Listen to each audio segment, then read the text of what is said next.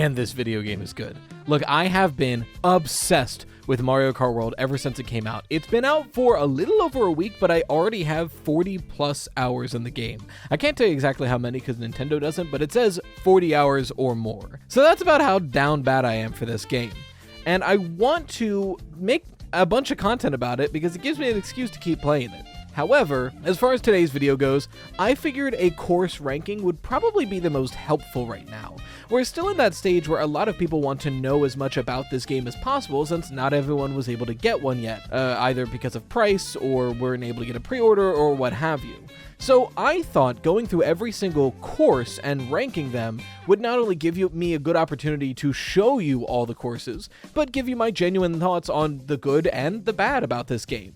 Because look, I love this game. It's probably going to be one of my favorite Mario Kart games of all time, one of my favorite kart racing games of all time. But at the same time, it's not without its flaws, especially on some of the courses. Now, I'm not so crazy as to rank every single intermission track. Now, when I say we're ranking every course, what exactly do I mean by that? Because as was stated several times in this game, there are not only 32 tracks, but 100 plus intermission courses between them. The connective tissue that makes this game as open world as possible. Well, I'm not so crazy as to individually rank all 100 plus of these intermission tracks. At least, not yet. We'll probably do that eventually. But there are 32 courses to go over, but even that's not fully true.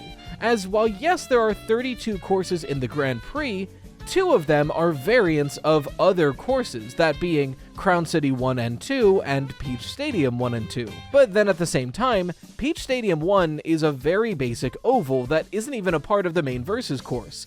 And Crown City, when you select it as a Versus course, combines Crown City 1, 2, and a third separate track, making a completely continuous new track that's only available in Versus mode. Not to mention courses like Shy Guy Bazaar, that when you play them in Grand Prix and several Versus courses, you do Shy Guy Bazaar, but when you do this connective version from either Airship Fortress or Bowser's Castle, you instead do a secondary course where you go through Daisy's Palace, and it's only accessible in this version.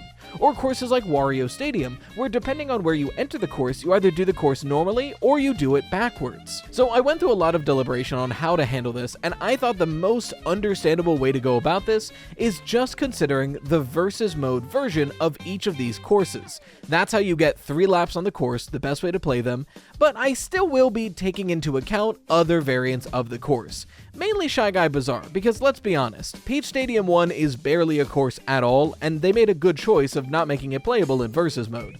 And Crown City, while yes there are variants, the main version of it includes all variants, so I might as well just include it as one course. So all this to say, without further ado, what is my genuine ranking of every course in Mario Kart World? Well, let's start with the bottom of the pack, and frankly, it wasn't difficult. Number 32, Koopa Troopa Beach. Man, I still don't know why this is here.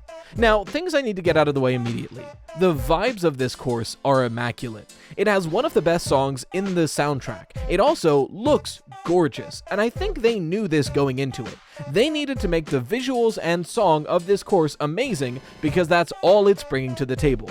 The course itself is a circle. It's a 5-lap circle. I get that it's an SNES course, but you can zhuzh up an SNES course to make it good. I mean, look at SNES Rainbow Road from Mario Kart 8 Deluxe. That's still the very, very basic track layout of the SNES variant.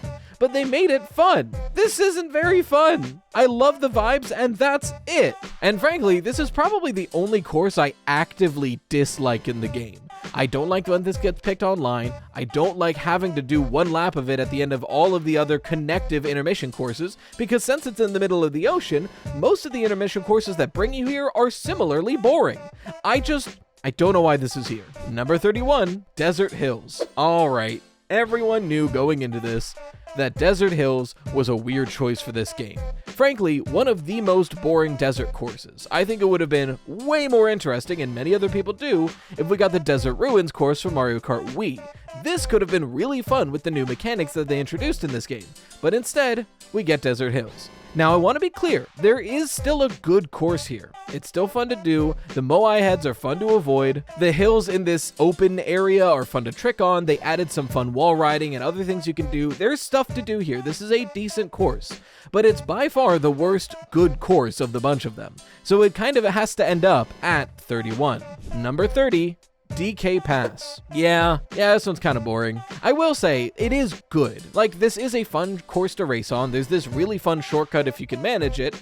And, you know, it's pretty well balanced. But at the same time, this is like the least interesting mountain course they could have picked. Now, to be very fair, a lot of the more interesting mountain and or snowy mountain courses were just in Mario Kart 8 Deluxe. I mean, Mount Wario was a course from Mario Kart 8 Deluxe, which would have been amazing, but understandably, you know, we just got it. DK Summit, we just got in the DLC pack, and a whole bunch of other stuff.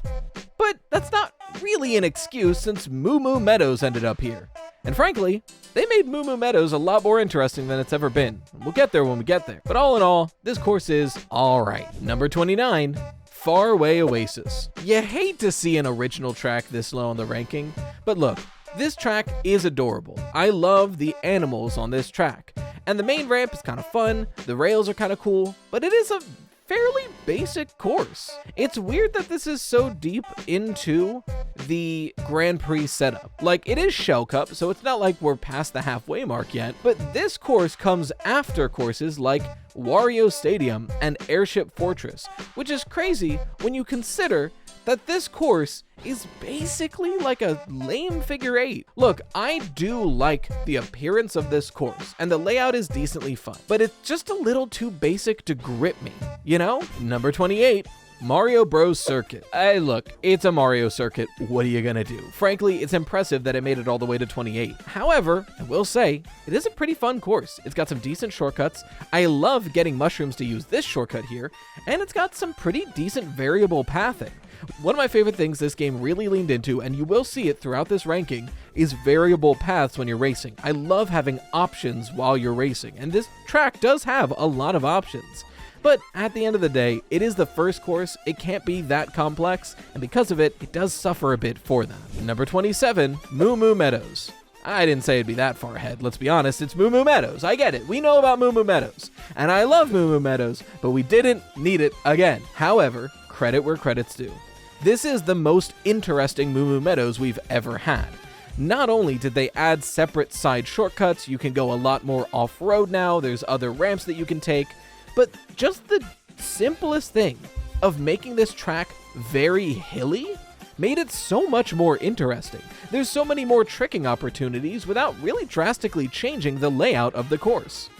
So I'm just kind of impressed they made Mumu Meadows this interesting. I thought I was going to be way more complaining about Mumu Meadows' inclusion, but frankly, they earned keeping this course. At least they did a lot more than they did with something like Koopa Troopa Beach. Number 26, and I hate to put it this low, Starview Peak. Look, again, you hate to see an original track this low, especially a beautiful, gorgeous original track themed around Rosalina and the Star Observatory and the Lumas, and it's got an aurora in the background, and it just looks so beautiful. The song's amazing, but the track is kind of boring, right? Like, the track layout is really kind of boring, and I think it really gets held back the most from the water section here. I do kind of like a lot of what the water does in this game.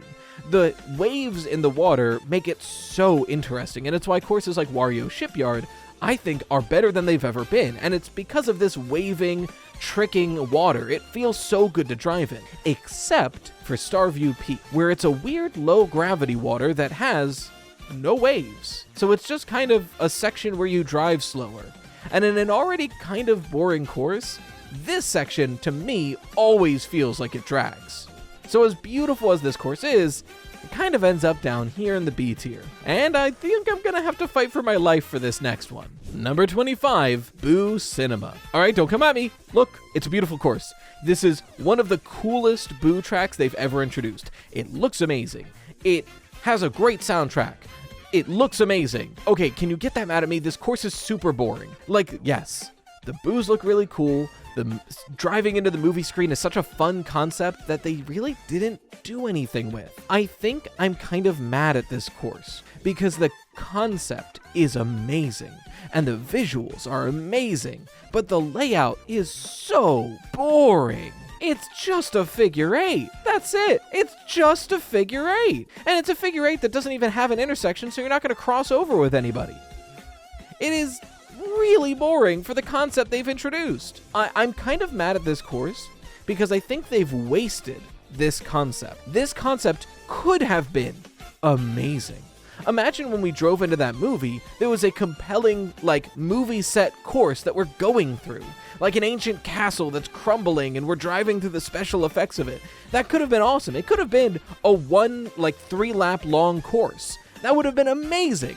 But instead, we got a figure eight. We got this amazing concept we'll probably never see again, and they used it on a figure eight. So look, it's lucky it made it this high up, because the course layout is dog water, but it is a beautiful, really cool looking, interesting course. So I couldn't put it any lower. Number 24, our bottom of A tier, Sky High Sundae. Yeah, I had no idea Sky High Sundae was gonna be this good. I'm not a Sky High Sundae hater. It is just kind of an oval, but I do like the course. I mean, you can watch my Mario Kart 8 Deluxe ranked video just to see that I do enjoy the course as much as I give it flack, but they really spruced it up for this version. I think all the tricking mechanics make this course feel a lot more warranted. It almost feels like this course was made for Mario Kart World and they just released it early on tour. So I feel like this course now really earned its spot. It's really fun to do, it's compelling to drive on, and while it is an oval, there's so many tricking opportunities within the oval that it just feels so good to race on. Number 23, Crown City. Okay, cards on the table, I think Crown City is an excellent course, but I think I have a little bit of city track burnout after Mario Kart 8 Deluxe and Mario Kart Tour that I just reflexively recoil a bit at the idea of doing another city course. However, I do have to say, the first lap is amazing. The second lap is really cool, and the third lap is really short, boring, and it feels like it shouldn't have been here. The third lap to me feels like when they were combining this course for verses, they forgot that they only made 2 variants and they needed to throw something together for the third lap. So, as much as I enjoy the first and second lap, the third lap is a bit lackluster, and the entire course as a whole, I kind of reflexively recoil at doing another city track. Number 22, Choco Mountain. Damn, I'm really impressed with this. They took Choco Mountain, a pretty average retro course, and pretty much completely changed it, to the point where I don't know why they needed to make this Choco Mountain. This could have just been a new course at this point. It's barely keeping the layout of the original. The layout of the original feels like an echo on top of this, especially with all the interesting mud mechanics that they've added. And that's honestly my favorite part about it, is that Choco Mountain's alright. This course is really cool, and I don't know why they attached it to Choco Mountain. But the mud mechanics introduced here are really compelling. It gives you a really fun risk versus reward, even when the course doesn't have any tricking opportunities available. You just have to decide if it's worth it to go through that mud. And the tricking opportunities we do have are interesting. You get up paths, you get side paths. It's fun to do. Genuinely, I think they did a really good job revamping this course. I just don't know why it's not just an original course. Number 21, Salty Speedway. I need to be clear here. We are still in the 20s. This isn't a knock on any of these courses. Since Sky High Sundae, we've been in the A tier. I'm being so genuine when I say this is the level of quality from the courses themselves here. They're getting overshadowed by how insistent the game is on playing the intermission courses, but the courses themselves are incredibly solid. So even all the way back by Sky High Sundae, which was 25 or something, we were in A tier. Frankly, DK Pass, my 30th course on this ranking, is the bottom of B tier. The only 2 courses I didn't like were Koopa Troopa Beach and Desert Hills. And even then, I have fun on Desert Hills. So I just wanted to clarify that, because when you hear number 21, Salty Speedway, you might be like, whoa, but I thought this was a good course. It is. Salty Speedway is one of the better original courses in this game. I love playing it, because here's the thing about Salty Speedway. I think this course is emblematic of the strength of Mario Kart World. When I posted my Guy Bazaar clip tricking all over the place on Twitter, it started some discourse because it kind of blew up in a scary way.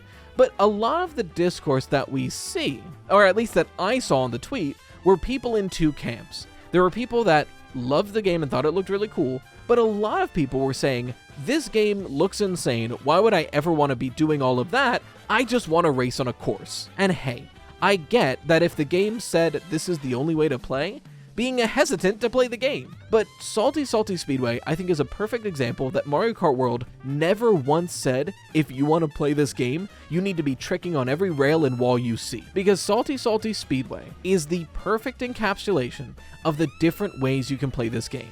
You can play Salty Speedway and just drive on the course. You can drive in the canals, go up top, drive down the canals, finish your course. That's all you gotta do. And frankly, you still have a good chance of winning. You have a pretty good chance of just driving the course normally, especially with all the craziness and chaos that this game brings. But if you want to do a bunch of really cool tricks, you can. It gives you those options. Playing Salty Speedway, you can be off of the course for the majority of it. The very first spiral turn, you can climb this wall, get on a rail, jump to another rail, go on a rooftop, land on another rail, then come back on the course for a bit before wall riding onto a rail, and then doing that trick we saw in the trailer that brings you to a top layer. That's really fun. Is it necessarily faster? Like, very slightly. You know, one lightning shock and it doesn't matter anymore. But it is a little bit safer. You'll avoid a lot of green shells doing it. So that's what I mean by this is the perfect encapsulation of this whole game, where the major courses here you can still just drive normally on. But a lot of these courses have so many fun tricking opportunity that vary the gameplay in a way that isn't necessary, but for those who want to, is incredibly satisfying. And as you'll see in this ranking, I love the tricking system in this game. It takes a bit to learn, and it's a little clunky at first, but once you get the hang of it, it feels like the perfect love child of Tony Hawk Pro Skater and Mario Kart. And those are two of my favorite kinds of games. So even if it's not necessarily faster, I am always going to be tricking my ass off in this game. Number 20, Toad's Factory. What a good remake, and something we've been sorely missing. Toad's Factory was one of the most requested courses for the Booster Course Pass we got in Mario Kart 8 Deluxe, and it was sorely missed when we didn't get it. And thank God they brought it back now. This course is amazing, just as itself is wonderful. And that's probably the only reason it's all the way up in the 20s, because frankly, they didn't add that many good tricking opportunities in this course. Now, don't get me wrong, there's places to trick. There's an up path in the beginning, there's some rails in the middle, and there's this whole separate shortcut that's actually really fun and consistent to do. But for the most part, this is relatively just the same course again. And it is strong because of that, because it is a good course. And it's one that I'm just glad we at least got the music, let alone the course, in Mario Kart World. Number 19, the top of our A tier, Dandelion Depths. What a gorgeous track. Something that almost made it to S tier. And the real reason it didn't is just the somewhat boring water section. Because here's the thing, this cave is really gorgeous and beautiful. It's one of my favorite locations in the game. As a racetrack, it's a little boring down here. You know, there's opportunities to trick and you're out there pretty quickly, but it's just not a lot going on. It's kind of a shame that this whole cave system was a little bit squandered in the course itself. And the top course, while cool to look at and a nice homage to Wooded Kingdom, isn't really that interesting to race on. Like, all in all, this is just a pretty average course, but a pretty average course with a beautiful, gorgeous section like this gets all the way up in A tier, because frankly, that's kind of all I needed. It's good enough and it's beautiful to look at. This is like if Koopa Troopa Beach had a halfway decent layout. All right, now as a testament to how much I like these courses, we are now approaching our S tier at number 18. More than half of the courses in this game I think are worthy of S tier. Call me a glazer, you know, call me I'm crazy, but I genuinely think the courses in this game are so well constructed that 18 of them are considered to be S tier. So starting at the bottom of S tier, number 18, Peach Stadium. This is a really solid Peach course. A lot of the time, Peach's castle adjacent courses kind of go to the wayside, where it would be a pretty general, normal track in front of Peach Castle, but the idea of having a full-on stadium going around the castle is really fun. Now, I gotta be clear here. There's two versions of Peach Stadium. Peach Stadium 1, which appears in the Shell Cup, shouldn't be considered a course. I don't know why they considered a course. It's incredibly boring. That being said, like I mentioned, Peach Stadium 2, the one you get to play when you pick it on Versus, is very fun. It's just a well-made course. I thought it was like pretty mundane for the second to last course in the entire Grand Prix until I learned there was a whole separate up path that lets you use this, what I thought was a Feather exclusive shortcut. This makes this way more engaging for me and gives you a good risk versus reward for going for such a specific and frankly scary rail jump here. Overshoot you die, undershoot you hit a wall. It's rough either way. All in all, a great Peach course. Number 17, a surprise to me, Mario Circuit SNES. I've never been a huge fan of any of the SNES Mario circuits, but somehow, someway, combining all of them into one long course just makes for one of the most technical, non-trick courses in this game. It is just drift after drift after drift in a tight and difficult race. This is, in my opinion, one of the best trick light or frankly barely any trick possible courses in the game. There are a couple small places you can trick and get good shortcuts, but end of the day, this course for me is just the skill check. This is how good are you at kart racing. And frankly, anytime I'm testing out different combinations from characters and cars, I bring them to this course first, because this course puts you through a gauntlet. Number 16, Wario Stadium. Man, this is really fun. Cards on the table, when I heard they were bringing Wario Stadium, I was thinking of the Mario Kart 8 Deluxe version that we just got, and I was like, wow, we're getting 2 Mario Kart 8 courses back to back? But no, this is from the N64, and apparently that version sucks. I'm always going to say that compared this versus Tiny Arena always takes it. However, Wario Stadium that we got in Mario Kart World is so fun.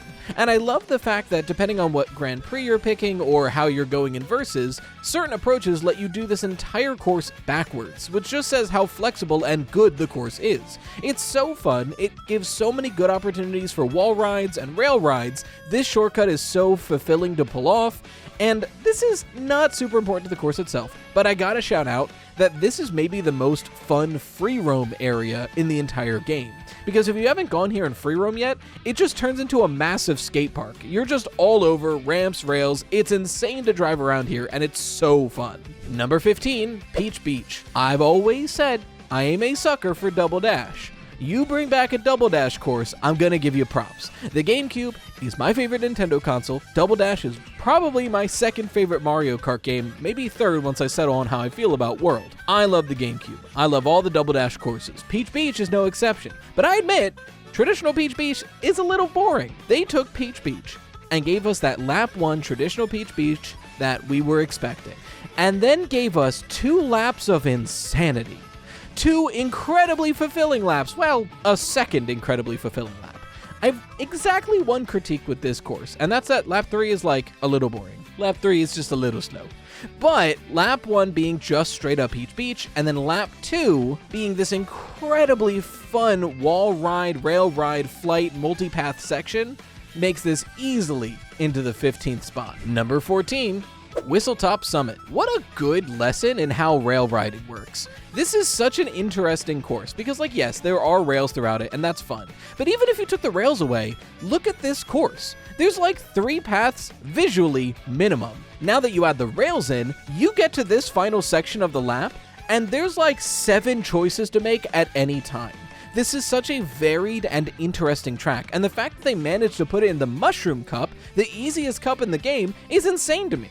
Because, like, it's not necessarily a hard course, but it's such a varied and interesting course with choices to make at any moment that it is just one of my favorites out the gate. But it's not my favorite of the Mushroom Cup, because that spot goes to number 13, DK Spaceport. This is, I feel like, the tech demo course of the game. This is, hey, look at all the new fun things you can do in Mario Kart World. But they managed to do that in a really cool way. Let's go over the course itself. 1 lap through the whole thing because it's just that long? Cool. Awesome. 6 different varied paths that have you doing something different on each lap? Awesome. It's like Excitebike, but fun and engaging. The course itself, really fun. This wall ride section is really satisfying to do. The rail ride is fun choices. Dodging the barrels is actually difficult. The music in this course, well, that edges into the other reason why I love it. This whole course is an amazing homage to 75 meters, the first level in Donkey Kong the arcade game, a game I would never think would get a Mario Kart course, but somehow they made a Mario Kart course, and it's one of the best ones they've ever made. That, the visuals, the music, and the giant DK mecha make this easily one of my favorite courses in this game. One of my favorite courses ever, frankly.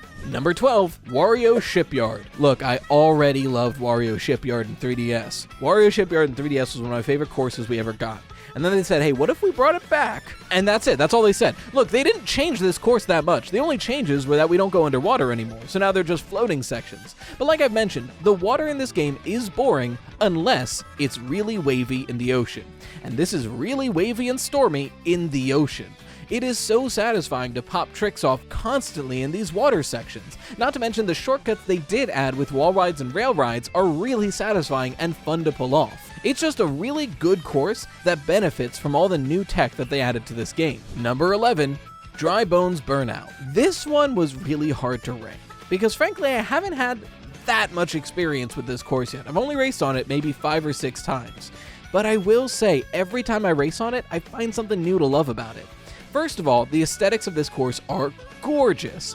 I love the Dia de los Muertos theming throughout the entire course.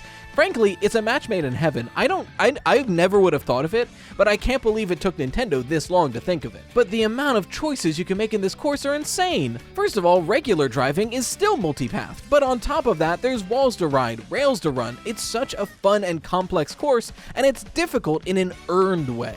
Number 10, Dino Jungle. Look, I said it before, I'll say it again. If you put a Double Dash course in a game, I'm gonna love it because I love Double Dash, and Dino Jungle was one of my favorite Double Dash courses. But then they took it and they made it better. They said, hey, what if we took Dino Jungle and made it like a Jurassic Park laboratory experience? What an amazing idea. Whoever had that idea, give them a raise, do whatever you need to, give them the keys to the company, I don't care. Amazing idea. First of all, excellent aesthetics to this course. Second of all, they took Dino Jungle, a level with exactly one dinosaur, and filled it. There's dinosaurs everywhere. Frankly, it's hard to dodge some of these dinosaurs now. And 2, they gave us, once again, varied paths. Now, there aren't that many because it is still fairly faithful, but not only did they bring back that bottom section of the bridge that's really hard to hit and made it a rail now, which is awesome that it's a dinosaur rail, and you can trick off other dinosaurs. I don't know if I mentioned that yet, but then in that weird temple area, it's now a laboratory with rails and up path and still that insane shortcut if you have boosts for it. This is such a good reimagining of one of my favorite Double Dash courses. Number 9, Cheap Falls. Man, this course is really polarizing for me because on one hand, when I didn't know how to race on it was one of the most frustrating courses for me. It's so difficult to learn Cheap Falls. It's one of the harder courses, I think. And it comes down to the water physics and how it's a little weird to get used to how that drives. Not to mention the boost water versus the regular water, that really hard shortcut that isn't even that worth it, but it's cool to pull off. And I always loved the aesthetic of it, but I wasn't super into the course itself. But as I've gotten better at the game and as I've learned the course more, this course keeps creeping higher and higher on my list to the point where it's number 9 out of the entire 32 course roster. I love this course, and it really comes down to the fact that I'm used to it now. And now that I'm used to it, this is such a fun and interesting course with really cool shortcuts. Like I mentioned, that behind the waterfall high wall, that's awesome. But even without that, there's this middle shortcut where you take this like bamboo branch and get to a separate up path. Not to mention, like I mentioned, the aesthetic of this course is beautiful. I'm a bit of a weeaboo, I gotta admit it, so I'm a sucker when you say, hey, what about Japan in the fall as a course? That's gorgeous. Number 8, Bowser's Castle. Maybe one of my favorite Bowser's Castles of all time. It is such a well-crafted course, and the first area has so many different shortcuts, it's hard to decide which one I want to practice. Because sure, you can just go through here, or then you can take the up wall in here and do some tricking. But you never even have to go inside. You can take these chains, go on top, take a rail in the back. But if you do go inside, you can either go and run off this back wall, you can go and do a really hard trick to make it here, or something that was just discovered as of recording this 2 days ago, you can jump onto this wall, hit that left wall, bounce off a sign, and skip the whole turn entirely. What a varied course, and that's just the first 15 seconds of it. I'm losing my mind. It's literally 1:43 a.m. I'm editing this video Thursday night, Friday morning to try to get it out before Secret of the Mimic because I've just got a lot of stuff to do. And I wanted to get footage of the shortcut I was talking about. And I found another shortcut. It's not even necessarily shorter, but you can do what I just described And there's cones here that you can jump past to get to a hidden rideable wall and skip the outside of the corner. This game is insane. This course is a beautiful thing to look at, insane to approach, insane to see from afar, even more insane to see up close. And it's just really fun to race on. So here's something I just realized. I started this list as 32, forgetting that I've combined Peach Stadium 1 and 2 and all the Crown Cities. So technically, there's only 30 courses we're going to be ranking today, which means number 7 is going to be skipped, and number 6 is going to be skipped, because we're now at number 5, which means officially, we are at my personal top 5 courses of the entire game.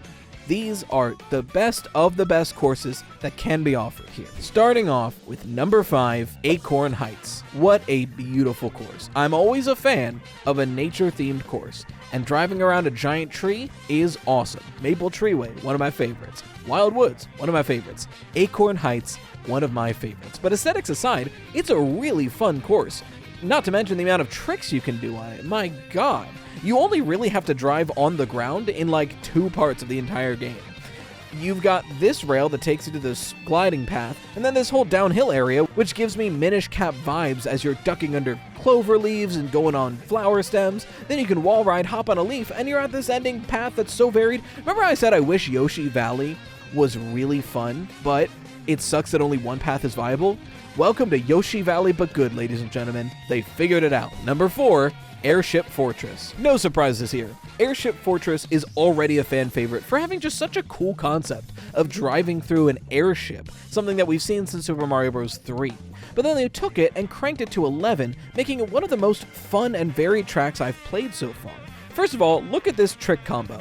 Rail to rail, jump across, up a chain, hop early, land on another rail, jump, get lined up for your turn. That's satisfying as hell. I do this every time, it's so fun. But not only is this course fun and that's satisfying, I gotta shout out the approach here. Depending on how you approach this course, you get to explore more parts of the Airship Fortress than you ever had before. If you approach from Guy Bazaar, you go up this separate ramp, which then leads you to the tower, which then leads you to underneath the start of the level to go up the tower and then come back out to start your lap.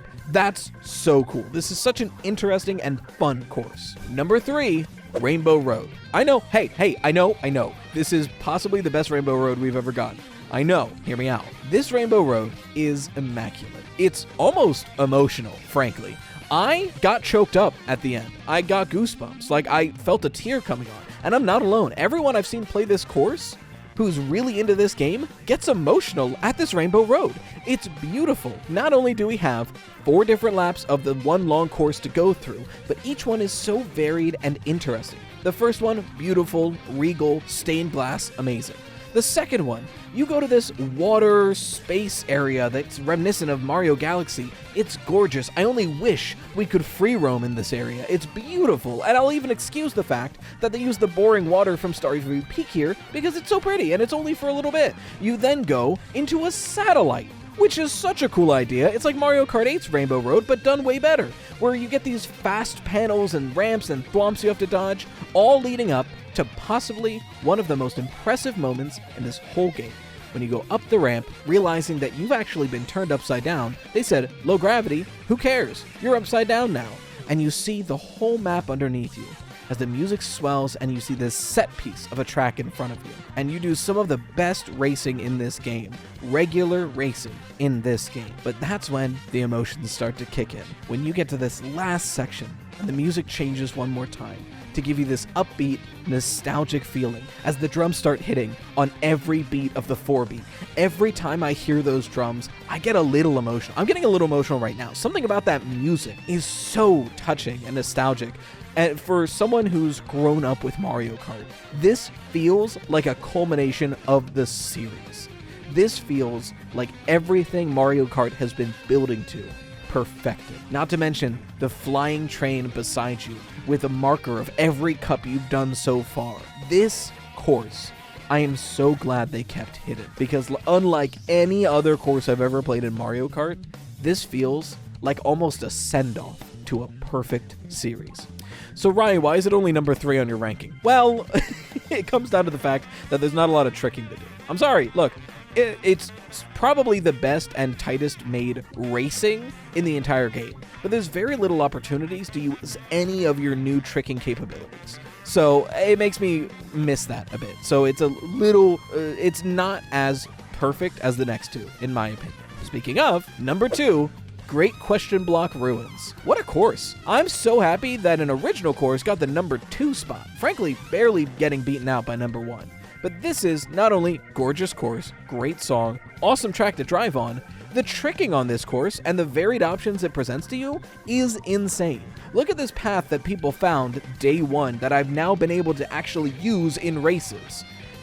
It feels like you're cheating. You basically go out of bounds, but obviously they intended this because you can trick on all of this. It's so fun, it's so complex, and it's so rewarding to practice and get good at. It's just a good experience to drive on, but nothing beats my favorite course in this entire game. Number 1, surprising to me as well, Shy Guy Bazaar.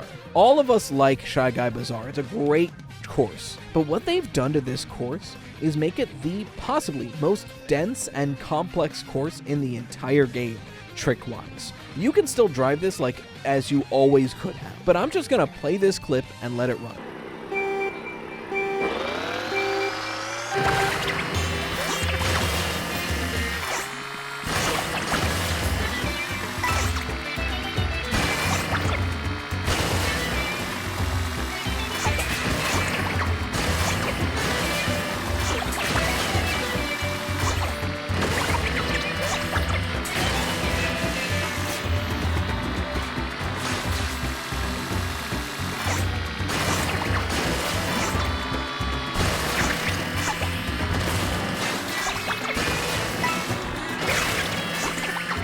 Yeah, and the craziest part is, I was piecing this together using clips from other people, clips that I found, and I'm like, this is really cool and compelling. I thought I had discovered something here, that like this is some secret like up path that you can take. Apparently, this is just a P-switch challenge in free roam. I didn't even know that. I have barely played free roam yet. So this isn't even like breaking the game, this is racing as goddamn intended. And look, is this faster to go this way? No, but it feels so good to do.